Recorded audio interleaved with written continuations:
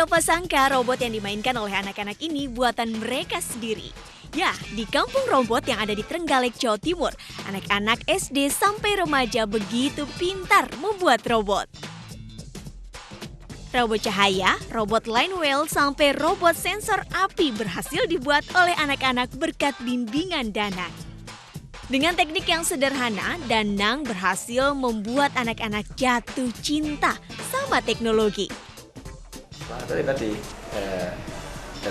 dalam rangka untuk pengabdian ke masyarakat yang kita belajar teknologi dengan biaya yang murah terus dan dilaksanakan di desa.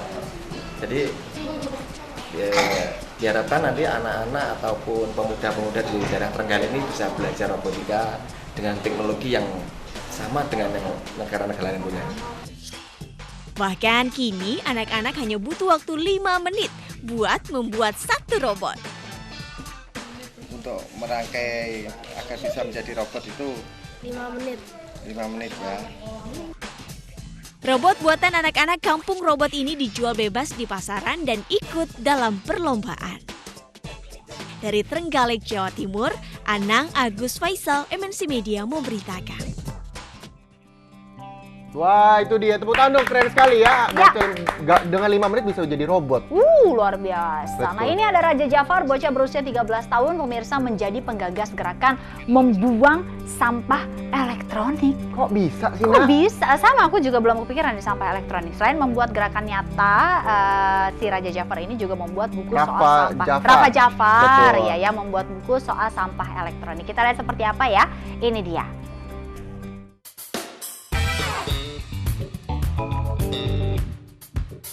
Racun, itulah yang tersisa dari sampah elektronik. Lantas, apa yang bisa kita perbuat? Sampah elektronik ini mereka mengandung racun B3. Jadi misalnya kalau dibuang sembarangan akan terkontaminasi lingkungan di sekitar situ. Jadi karena aku sudah menyediakan sebuah tempat sampah untuk sampah elektronik, jadi orang-orang bisa membuang sampah elektronik mereka ke tempat sampah ini. Jadi sampah elektronik yang ada mulai di Jakarta dulu bisa berkurang dan ya lingkungannya jadi lebih bersih.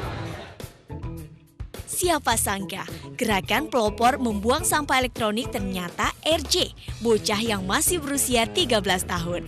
Sampah elektronik yang terkumpul ini nantinya akan didaur ulang. Nah, buat kamu yang punya sampah elektronik, kamu bisa membuangnya di kotak e-waste yang ada di sejumlah sekolah kayak Lab School sampai Canisius. Ya kalau menurut aku sih emang bagus banget program gini, ada perusahaan kayak gini juga ada. Jadi maksud aku biar limbah-limbah kan kita pasti banyak limbah, apalagi limbah elektronik sekarang kan udah banyak banget. Nah dengan ada e-waste ini limbah-limbah tersebut diolah gitu, bener-bener kagak ada yang kagak ada yang nyampah lah, ibaratnya diolah jadi bagus lagi. Jadi bener-bener green lagi gitu. Nulis buku soal sampah elektronik. Di buku ini kita bakal nemuin banyak hal, mulai dari apa itu sampah elektronik, ancamannya, sampai solusi penanganannya. Hebat ya! Dari Jakarta, Dini Review dan Dimas Winardi, MNC Media memberitakan.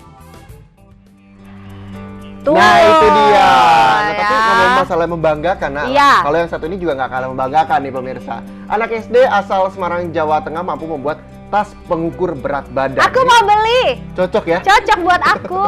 Aku mau beli, nanti kita lihat dulu sama-sama ya. Pak, ini dia.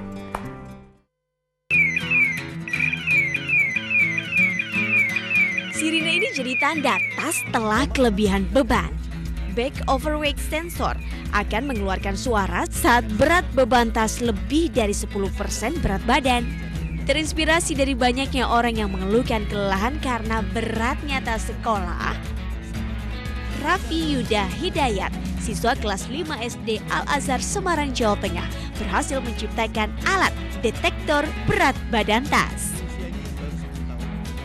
Temuan ini berhasil mengantarkan Raffi menjuarai inovasi siswa tingkat nasional. Yang lebih membanggakan, alat buatan Raffi ini dibuat dalam waktu 7 hari. Dengan adanya back overweight sensor, kita nggak perlu khawatir lagi anak bisa kena gangguan tulang karena bawa beban yang terlalu berat. Dari Semarang, Jawa Tengah, Wisnuwardana, MNC Media memberitakan.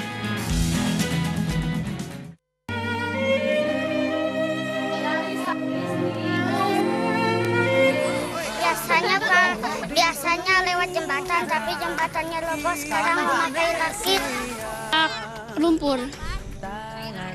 Orang 35.000 per murid, Pak. dari sekolahan itu saya kemudian jualan jajan.